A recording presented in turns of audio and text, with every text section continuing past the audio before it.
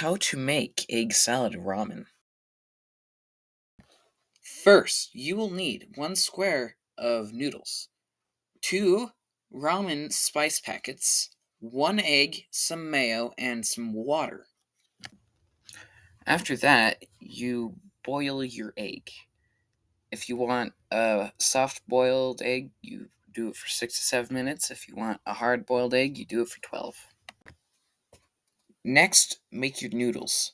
I like to boil them until they come apart and they can swirl around in the pan. Now you take your egg without a shell on it, your spice packet, and some mayo, and you put it in a bowl, and then you squish it with a fork until it's about the same color. And then you put the noodles in with your final flavor packet and some water. Finally, you mix it together and have some garnishes on it. I put some soy sauce in. It was weird.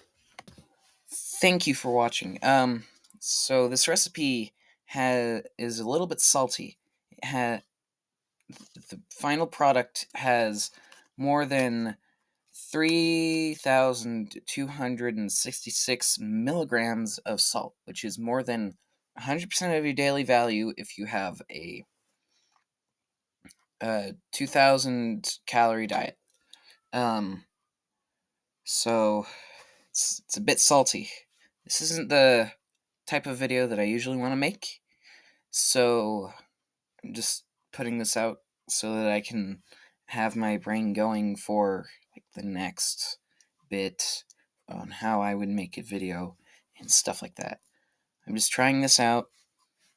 I hope I can get better at this. So yeah. Happy holidays and Happy New Year.